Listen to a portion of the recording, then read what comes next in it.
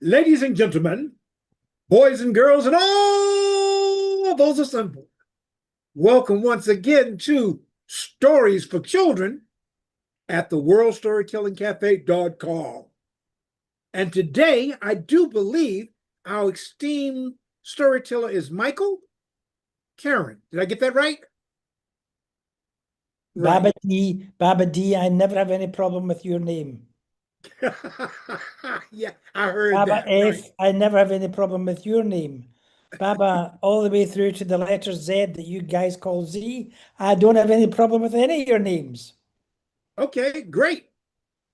That's great. Yay! I got that. Oh, yay! So I think without further ado or don't, the stage is yours. Thank you, Baba C, and I'm honored to have you as my MC. Well, welcome to Dobry wieczór, drog Paruskom, and oh, Deutsch. Hi, Christina. So I've got friends from Germany and from Russia here. So that's lovely. And Richard from Ireland, obviously. So I'm going to before I start the story, I'm going to give you all a little riddle to think about.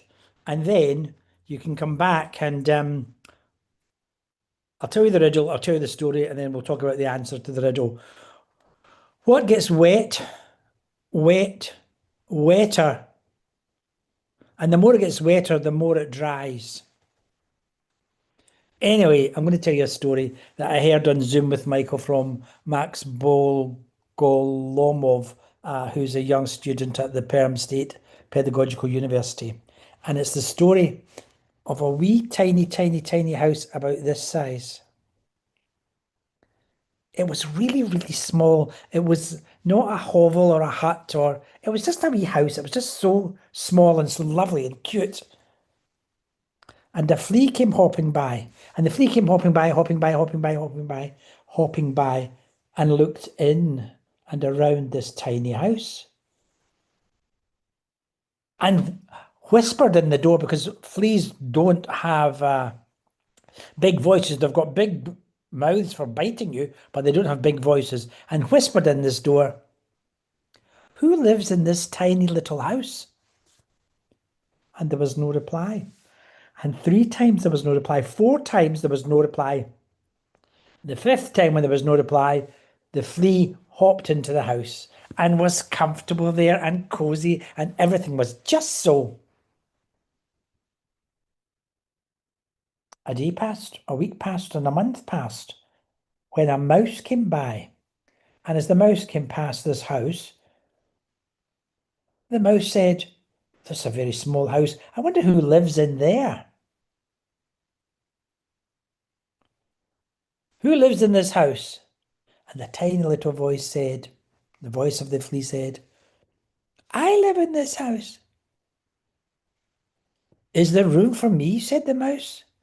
"I don't think so," said the flea. "It's very small in here." And the mouse squeezed and squeezed and squeezed its way in, and the house grew just a little bit more. So now the flea and the mouse, they lived there together, separate but together lives. They were quite comfortable with each other. And a day passed, and a week passed, and a month passed, when a rat came scurrying up to this place, hiding, running away from, I think it was a farmer's wife with maybe that's another story, but anyway, she had chasing this rat. "Who lives in this house?" said the rat. And the flea said, "I live here." The tiny little voice, "I live here." And the mouse said, "I live here." "Is there room for me?" said the rat. "Oh, we don't think so," they said together as one voice. "We don't think so." Well, the rat squished itself in and squashed itself in and pushed itself in, and the house grew just a little bigger. Well, it took some getting used to, the three of them in there, the flea, and the mouse and the rat. And a day passed, and a week passed, and a month passed. And then a cat came by. And the cat was very slinky walking, slinky like this. Meow, who lives in this house? Said the cat. We live here, said the flea, and the mouse and the rat. We live here. Is there room for me? It looks a lovely house, very, very small house. But is there room for me? And they said as one voice, we don't think so, we don't think so, we don't think so. But the cat wouldn't be told. And the cat said, well, I'll try it for myself. And the cat squished itself in and squished itself in and squeezed itself in. And the house got a little bigger. Well, that took some getting used to, because the flea and the mouse and the cat and the rat all had different life patterns and food choices and behaviors, and everything about them was just, well, let's call it a kerfuffle.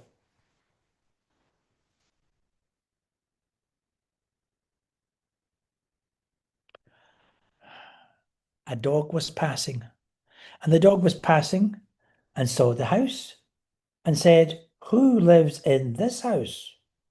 And they all said together, the four of them, companions, not friends.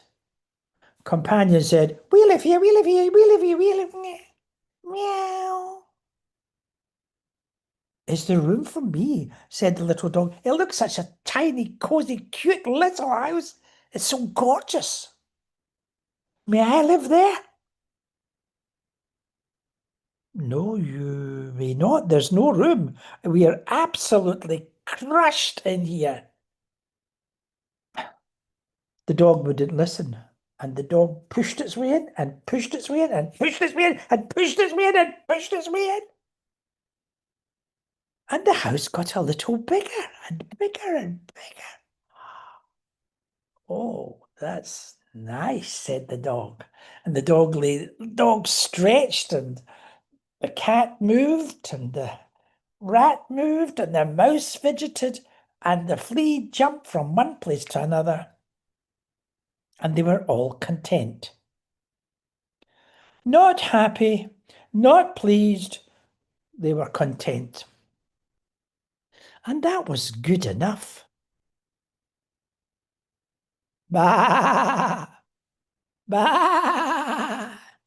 Ba ba see no ba ba ba ba ba ba ba, said the little sheep who came wandering past.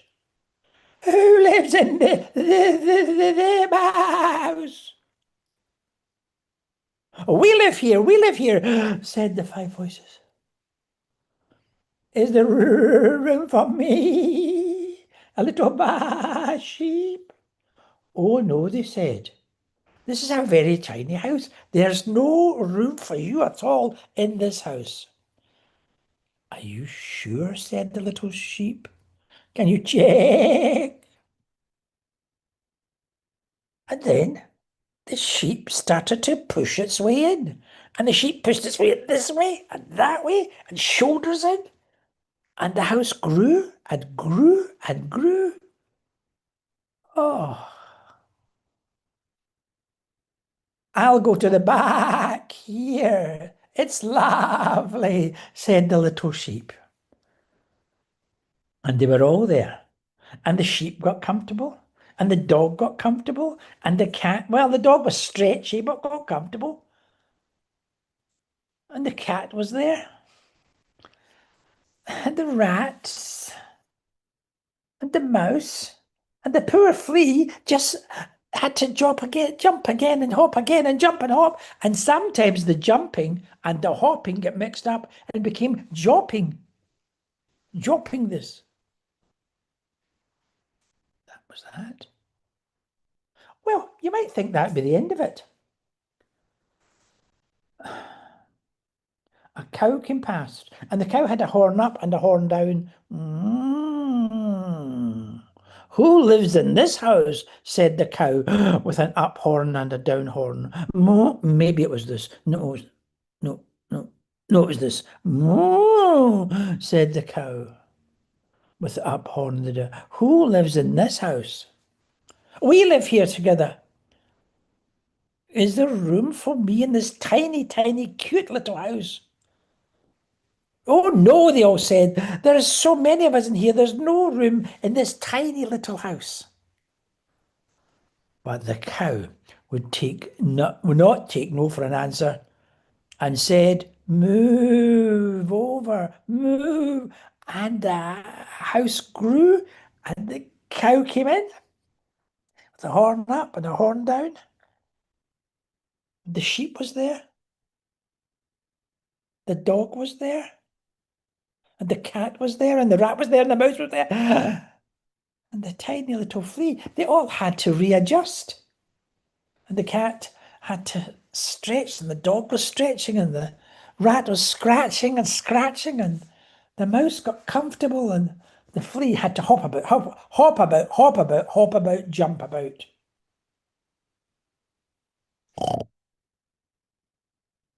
Said a pig walking past. Who lives in this house? Who lives in this house? We do, we do, we do, we do. And the pig wanted to come in and said, "Please, may I come in and live in this house? It's so lovely. What a beautiful, tiny little house. It's so gorgeous, just that house." "There's no room," said the flea, said the mouse, said the rat, said the cat, said the dog, said the sheep, said the...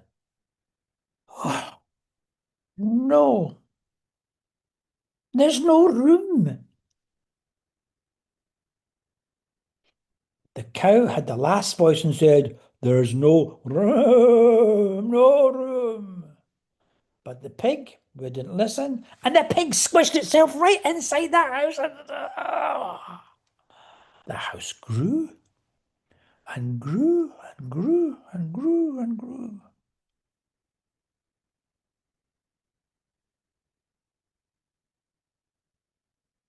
2 weeks and 2 days and 2 hours and 2 minutes and 2 seconds later. 2 weeks and 2 days and 2 hours and 2 minutes and 2 seconds later,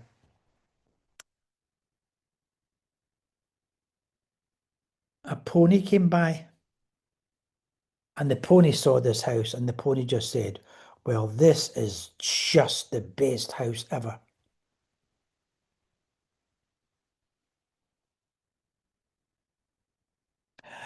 Who lives in here? And they all said together as one voice, "We live here." May I live here also? May I share this accommodation? May I live with you? It's such a lovely, cute little house. Oh, no. No, no, no. There's no room here, they said together. But the horse wouldn't take no for an answer. And the horse pushed its way in and pushed its way in. And the house grew. And it was lovely there. It was just lovely. Well, that was kind of it. Until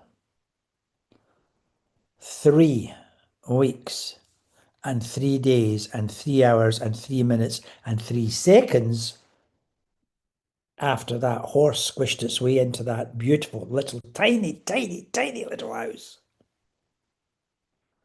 a giant bear came. Not a black bear, not a brown bear, not a golden bear, but a polar bear from the north came there and saw this great big house. This great big, huge, big bear saw this tiny little house and said, "Who lives in this tiny house? May I live there?" And they all came out and said in one voice, "Absolutely not. Nobody else, no other creatures can live here. It's packed in here. There literally is no room at the inn. Can't be done. And the bear said, then I'm going to live on the roof. And the bear started to climb on the roof, and then all the animals went back in order of flea, of mouse, of rat, of cat, of dog, of sheep, of pig, of cow, of pony, the horse. All 9 of them went in there. And the bear clambered up onto the top.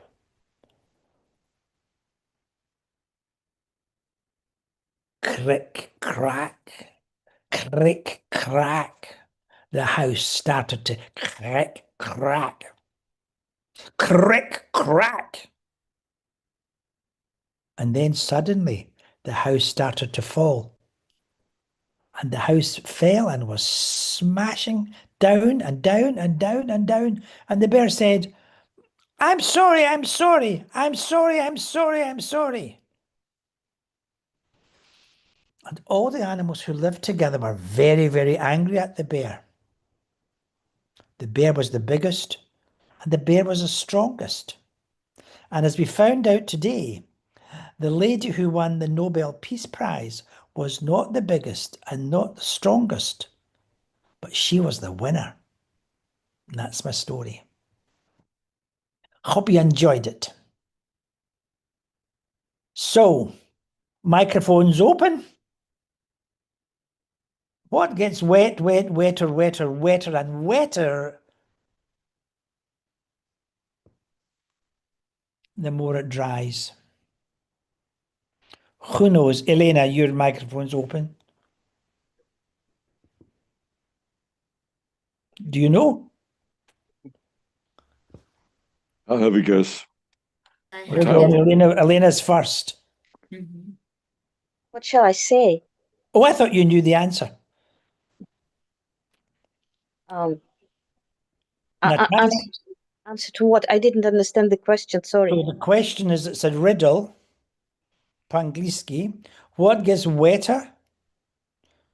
What gets wet, wetter, wetter, and wetter the more it dries? It's a paradox. I'll think about it. Natasha. Is it a towel? Brava. What were you going to say, Richard? Towel. I think you've heard it before. That's right. No, Yeah, I just was figured going to it throw out. in the towel. I've used a towel before, so I know what happens with it. Show off. Tell you. So wait, if the towel is dry, is that a sample? I've already messed up the joke. Is that an example of dry humor? Or Yeah. am I all wet? Yeah. Well, I'm not a political wet. I'm politically dry. No, that's an example of dry humor. You've wiped the floor with me with that one. So. As we would say, I mopped up the floor with you. So, time for a wee Tom story. So wee Tom, as you know, is a tiny little boy, and he's got 5 names: Thomas, Patrick, James, O'Neill, Thumb. In lots of stories, he's called Tom Thumb. If we were in Germany with Christina, he would be called Daumling. If we were in Russia with Elena and Natasha, we would call him Malchik Spalchik, small boy, small thumb. But we're not. We are in the cyber world of the wonderful, wonderful World Storytelling Cafe in Marrakesh in Morocco. And there they might call him Tom Pouce, because a lot of French is spoken there. But in my stories, he's called Wee Tom. And he's got 5 names: Thomas, Patrick, James, O'Neill, Thumb, but we just call him Wee Tom. And in every Wee Tom story you get Uncle Dan. Now, the Uncle Dan that you get in the story is a magnificent specimen. He's kind, he's generous, he's tall, he's handsome, he's strong, but you never ever see his face. You'll only see his fist or his hand or his shoulder. You might see his feet. And in this story, they were at the beach for a sandcastle competition.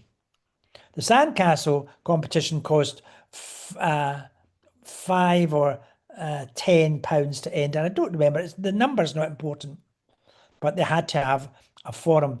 And do you know,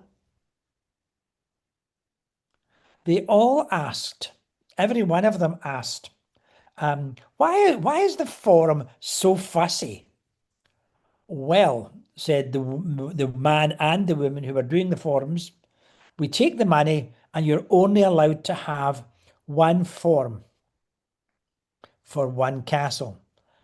A couple of years ago, a millionaire put members of staff in 10 or 20 forums, 10 or 20 castles, and his daughter won the 5th prize, the 4th prize, the 3rd prize, the 2nd prize, and the 1st prize. She won all the prizes because her father was a millionaire. So now we don't want to exclude anybody. We want to include everybody. So now it's got to be one forum for one castle, and you must be there when the judges come. Special extra points will be given for recycling and reusing rubbish that's on the beach. 2 hours, that's it. So each person or each team went to their space on the beach that was allotted with a little ticket number and a little flag. They paid the money, they've only got one forum, they've only got one space, and they'll be there to build the castle and be there at the judging. So, wee Tom's favourite number is 5 because he's got 5 names. They decided they would build a pentagon-shaped castle, 5 sides, and then they started, wee Tom got put in his uncle's pocket like this, and they walked along the beach, kind of beachcombing and dredging, looking for rubbish they could use, things they could recycle, and so on. And they found some gutters from him that had come off of a ship, that like maybe storm damage that had been blown in from across the ocean after a hurricane some far distant land. And just as luck would have it, there were 5 pieces of these. And the uncle took them on his shoulder. He picked up seashells, he picked up sea glass, he picked up all these different little things, and they went to their space. And round the pentagon-shaped castle, 5 sides, they put the 5 pieces of guttering. That meant when they put the moat water in there, it didn't drain away. So they had their very, very own castle and moat. They found ice lolly sticks. Baba C will call them popsicle sticks. They found these wooden sticks and they put them this way and that way, and they weaved a little bridge across the moat. And wee Tom could walk on that bridge. And then they got shells, they got several kinds of shells. They got razor shells, they got clam shells, they got periwinkle shells. They got 2 pairs of little shells, almost identical, and they put them above the entry boxes that they built with sand. They found the orange net that you often buy tangerines or soft fruits in. You get these kind of citrus fruits. This net was just been thrown away by somebody, just discarded litter. Well, Uncle Dan hates litter, so he collected that as well, and he made it into a little portcullis, and it could wind up and wind down across the wooden bridge, beside the entry boxes, and there was this lovely, lovely little portcullis. A big voice came shouting across like this. 1 hour of the 2 hours has now been used up. Continue building your castle. People were taken aback by this, kind of shocked, all this electronic shouting on the beach, but on they went with the building. They built a a couple of other things, and then Uncle Dan went down to the sea on his own and left wee Tom just there. And he came back with buckets full of water, and he started to pour them in to the into the gutters, into those kind of half pipes. And just as luck would have it, there were several tiny little fish, a wee tiny baby crab, almost the size of the flea in my last story, a wee tiny crab like that with wee little nippers like this. There was 2 shrimp, all kinds of things, and they were quite safe because the water didn't drain away. They swam about. Uncle Dan got fancy seaweed. He picked up he picked up razor shells, and he picked up beautiful scallop shells, 2 of them, and they put them across the wooden bridge beside the winding down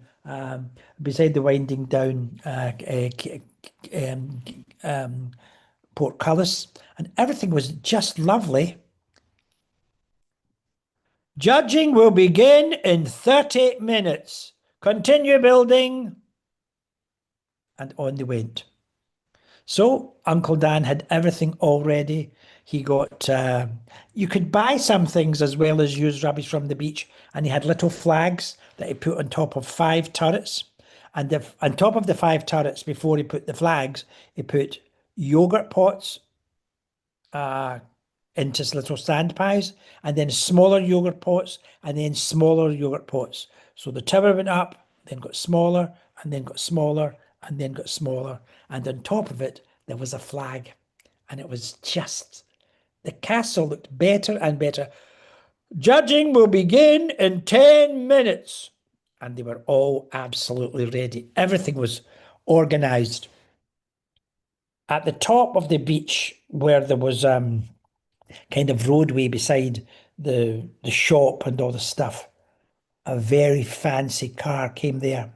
The car was the mayor's car, the Lord Provost's car, the city guild father's car, whatever. And inside it was the man's wife. And she had a tiny little dog on a very long lead. And she had 2 assistants, and they had clipboards and bags and all kinds of stuff. And round her neck, she had a chain of office, this very fancy golden chain with a big brooch. Oh, we're ready for you, we're ready for you, we're ready. And as soon as they were ready to start, when the 2 hours was up, stop building! And the building had to stop. And people were going around checking.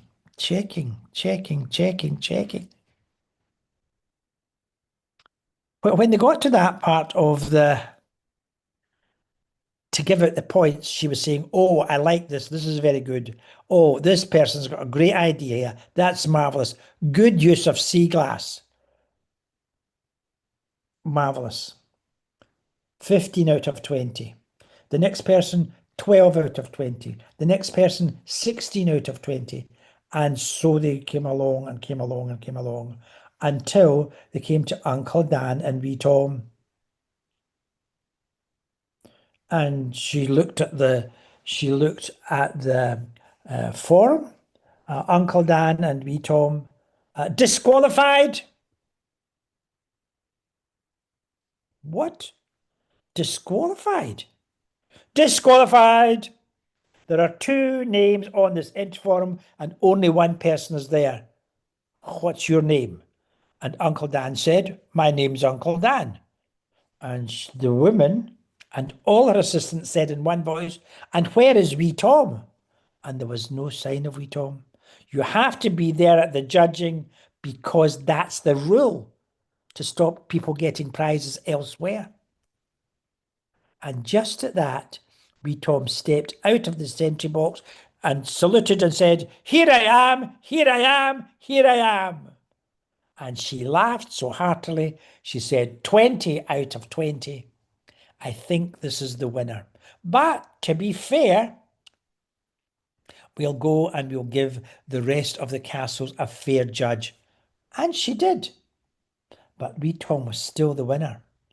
And they got a cup, a kind of silver cup with big handles, like the king's ears, big giant handles like this. They got their name on the cup.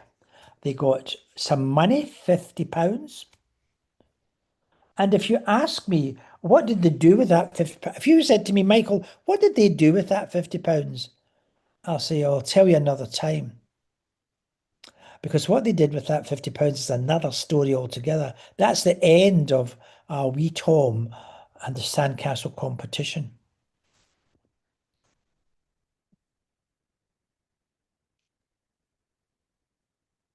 So, Mike, did the cup runneth over?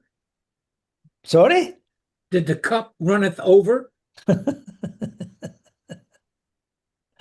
I have a riddle. I'm not alive, but I can grow, and I can grow quickly. I don't have lungs, but I need air. I'm not a plant,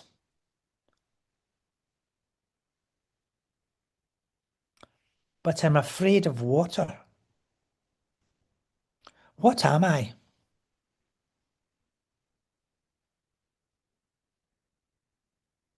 Alistair knows. Anybody else? Davai Malchik. I mean, sorry, I'm speaking to you in Russian. Alistair. Fire, possibly. Fire, exactly. I'm very pleased with myself now because I'm rubbish at these. So that's made my evening. And I'm usually exceptionally good at these, but I've been intrigued. I got to remember that though. Okay, Baba. Which letter of the alphabet are you? Oh, Baba L. I remember now. Baba L. Yes, I can see that you remembered. Yep. It's one L of a joke. Yeah, I was going to say that, but you got to it first, right? That's an hell of a joke. Oh, here's a good one. Here's a good one for the Russians. I'm born in the sky, but live in the ground. I'm cold, and I'm white, and I don't make a sound. What am I?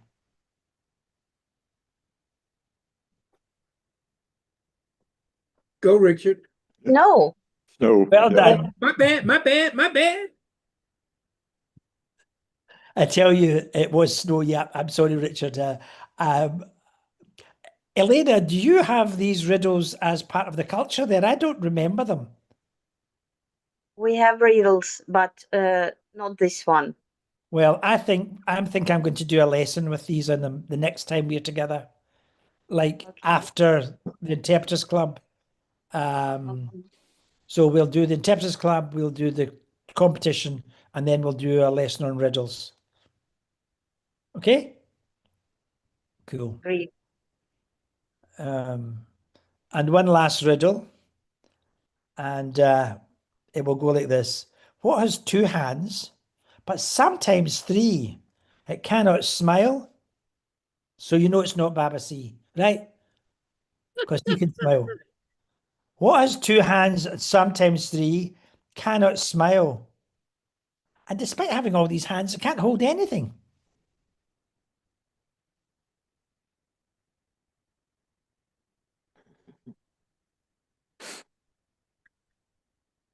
Yeah, I'll take a guess. Oh, I'll say it's a clock. Correct. Is it a clock face? Yep. yep, Louis got it too. All right. Cool. So the question is, what has two hands? Tick tock, tick tock, tick tock, tock. And then sometimes three, because sometimes you get a second hand. Second hand, which is actually the third hand. Unless you buy it new, then it couldn't be second hand. I like that. So what has two hands and sometimes three, cannot smile, and with all these hands, it can't hold anything.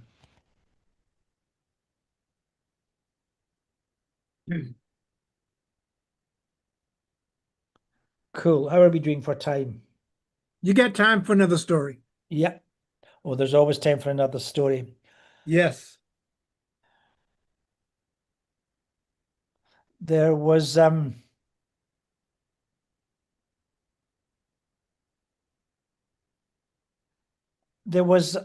time a couple of years ago when it was coming up to this time of the year, kind of October.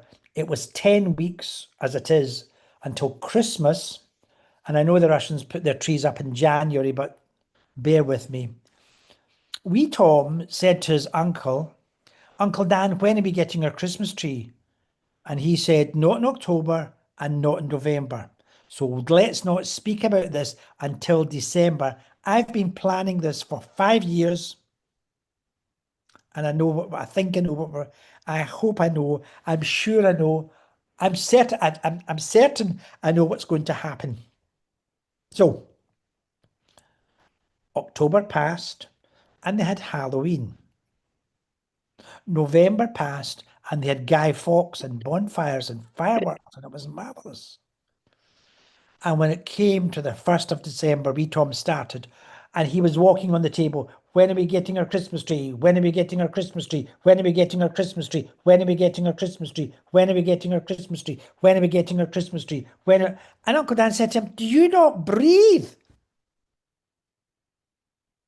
And wee Tom said, when are we getting our Christmas tree? When are we getting our Christmas tree? When are we getting our Christmas tree? When are we getting our Christmas tree? When are we getting our Christmas?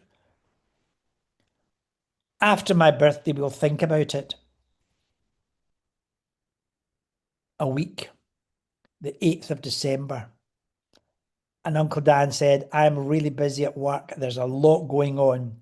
And we'll get it organised. I've been planning this for five's your favourite number. I've been planning this for 5 years.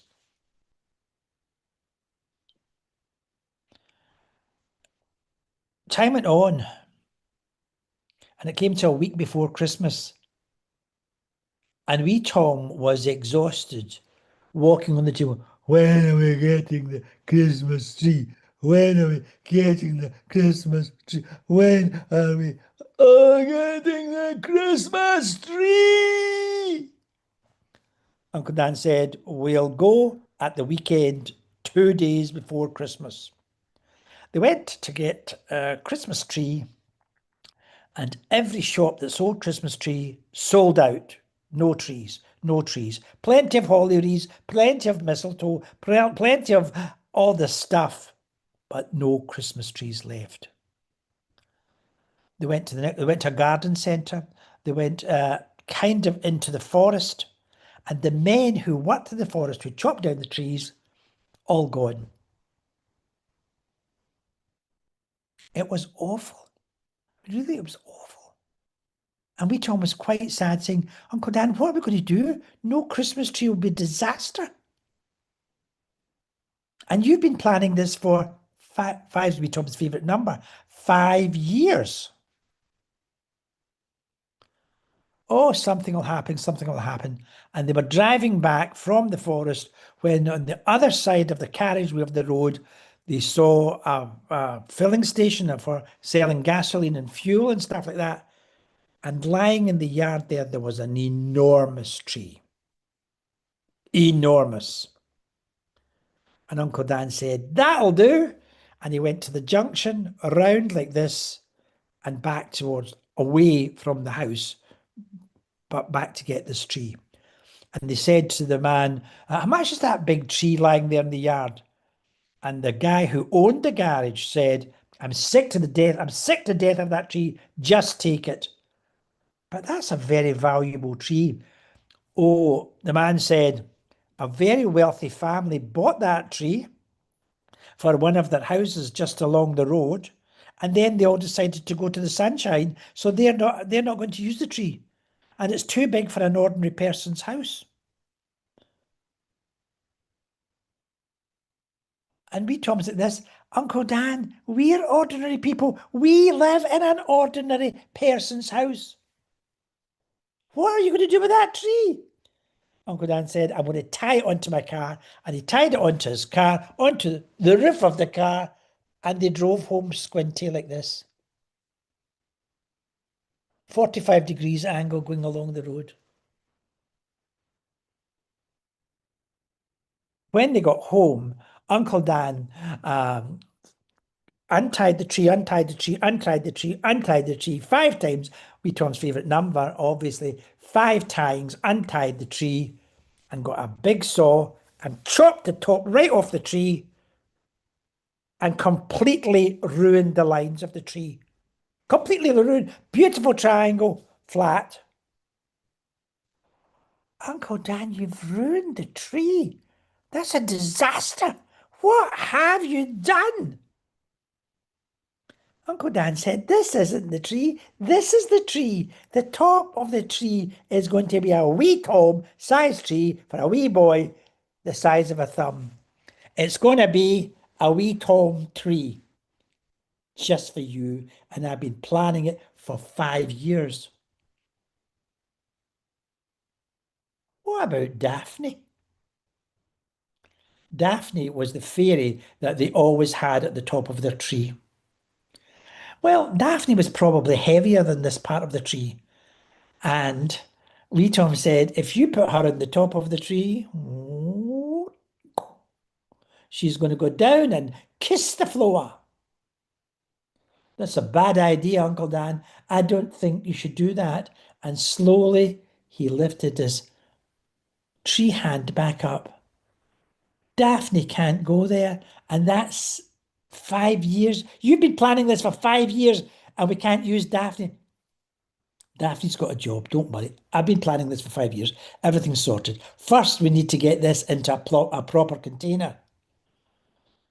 And in the garage, so the car's in the drive, the tree's lying there all in a shambles, the top of the tree's there, and Uncle Dan goes and gets an old cracked plant pot, a kind of browny colour of terracotta stuff. This grubby. Apart from anything else, that's not very attractive, is it? And it was dirty and it was chipped and it was cracked. And Uncle Dan said, but that's what we need. And he took it to where the hose was and he washed it down and he dried it. And then he spray painted it with gold spray paint, squished it all over. And every little crack, every little chip, every little glint of light just made it sparkle. And it went from rubbish to wonderful in a spray. Now you're talking. That is 5 years in the planning, Uncle Dan. But what about everything else? All our decorations, all our baubles, everything we have for that tree, the fairy lights, the lights that go on the tree, they're going to be too heavy. And Uncle Dan said, well, I've got 3 packets of micro mini lights for you.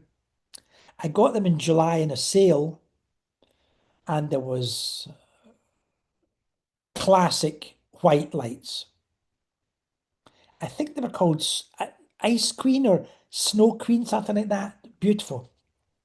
And then there was your favourite colour. There was all red bulbs. I thought, well, I'll get them because that's Wee Tom's favourite colour. And then there was Tutti Frutti. Every colour of light you could think about, every colour is in the Tutti Frutti. So you should decide which lights you want to put on the tree. And Wee Tom said, well, Uncle Dan, I'm just a wee boy. I can't make that decision. Red's my favourite colour. Classic white. Who can resist that? And Tutti Frutti, well, Christmas is about colour. And Uncle Dan said, I'm glad you said that. And onto the loop of Wee Tom's jeans, onto his blue jeans, where his belt goes, Uncle Dan tied those Christmas tree lights. And then they let Wee Tom climb up the tree. Ah, jaggy! Ow, jaggy! Christmas trees are jaggy. Ow, ow, ow, ow, ow, until he got to the top. And Uncle Dan said, now just throw them hither and thither, cascade them any way you like, just let them tumble and fall. And that will be it. And then with the size of your fingernail like this, a tiny, tiny little battery worked all the lights. And they all worked perfect. They're really pretty good. They're really marvellous. And then they had to get decorations to put on the tree. Now, all of the traditional decorations that would always go on the tree, too big, too heavy, too cumbersome. And Uncle Dan had all of these decorations. And what the decorations, the toys for the tree were, for the past 5 years, he had been asking everybody he knew, people in shops, people at his favourite restaurant, people at the office, just friends, Archie, all the folk that they knew. When they pulled a cracker on Christmas Day, all the little toys that are inside, will they keep them for him for 5 years? And there were so many little animals, famous buildings, the Arc de Triomphe, the Champs-Élysées, the Colosseum in Rome, the Eiffel Tower, the Houses of Parliament. Something for everybody. And there were tiny, tiny, tiny little plastic garden implements. There was all kinds of animals, dogs, cats, breeds of dogs. Somebody had that. And they had them all. And he tied them up with thread. And he said to me, Tom, where should this go? Where should that go? Where should this go? Where should that go? And everything was all sorted until it went right up to the very top of the tree. And we, Tom, got to put them all up there. Now, with that all happening this way and that way and this way, well, it was just lovely. And then there were little building blocks, something like Lego, but not exactly the same as Lego. And they were wrapped in sweetie papers, or as Baba C, D, E, and F, all his family have got that unusual name.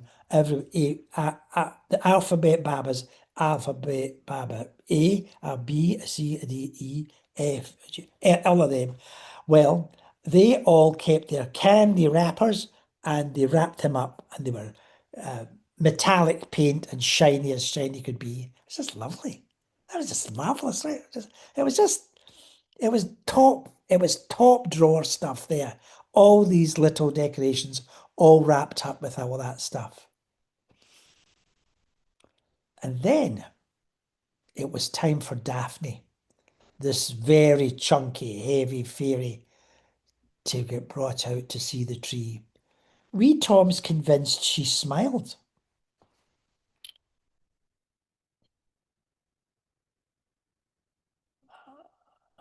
Wee Tom didn't smile. Wee Tom thought she's going to get put onto the top of that tree and it's going to capsize. The lights will get broken. The ornaments will get broken. A dog will lose a tail or a leg. A disaster.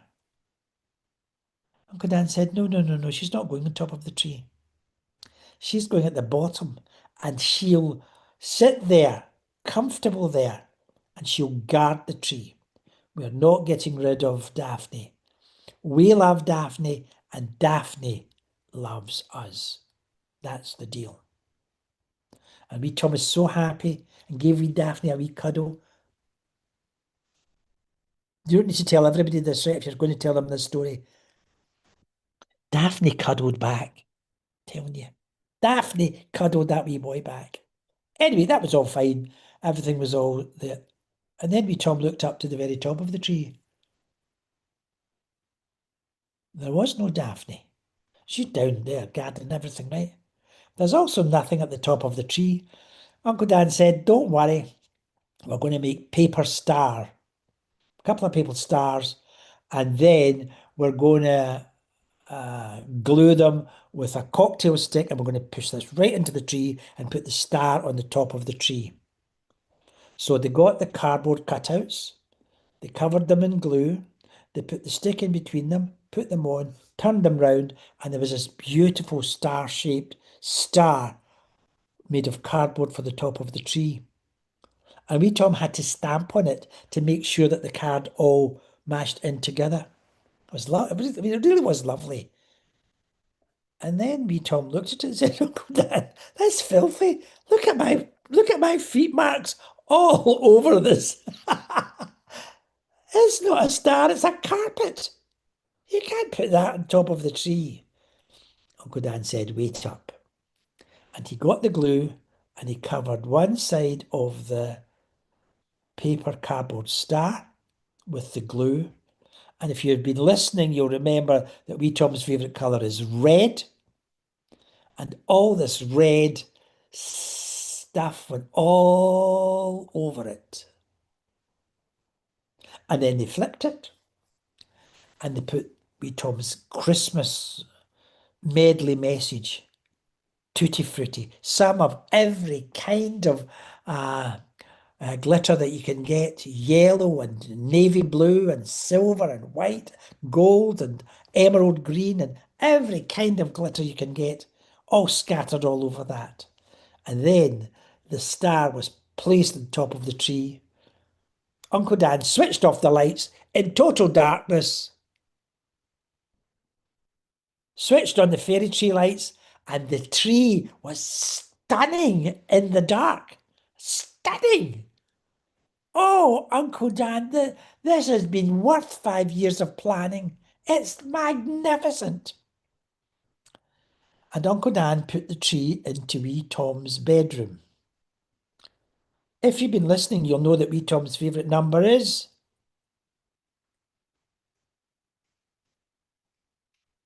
5 minutes later, wee Tom came walking into the living room and said to his Uncle Dan, Uncle Dan, I want that tree. I want the tree out of my bedroom. Don't you like it? Like it, Uncle Dan? I love it.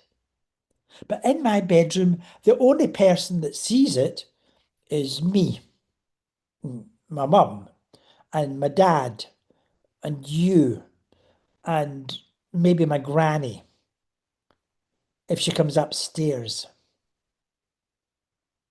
But I don't want that tree just for myself. That tree has got to be shared with everybody. Please put it in the living room window. And Uncle Dan put the tree in the living room window. And to make it extra special, he got out an old turntable and he put the turntable on the table, put the tree on it, and it started just to go round and round very slowly.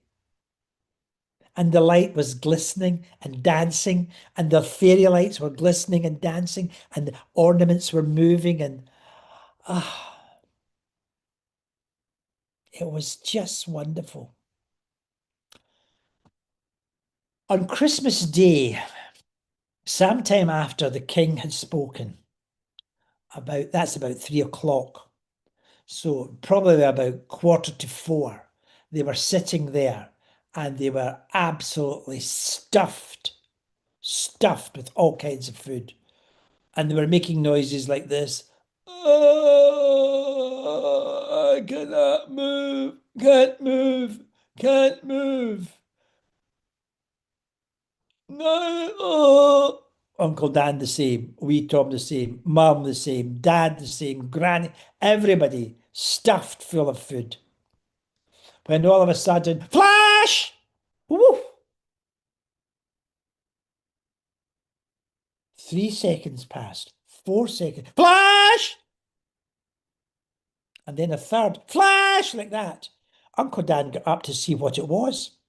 Well, what it was a photographer had photographed their Christmas tree from the street. And he was just getting into a car, and on the car there was an advert for the local newspaper.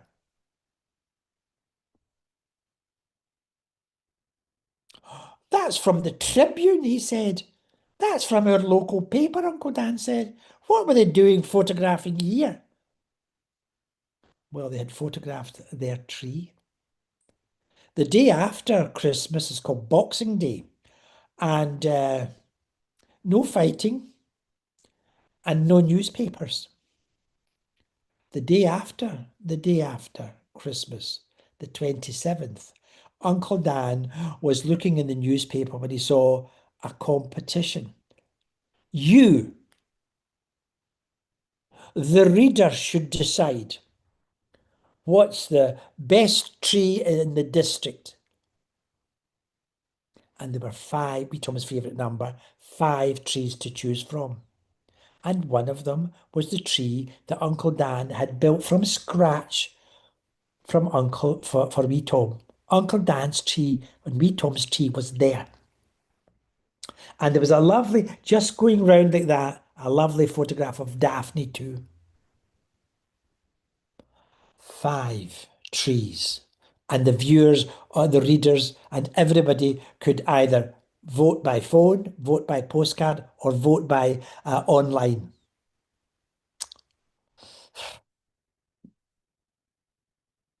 I'm not telling you who won, because that's another story for another day, and it is past my time.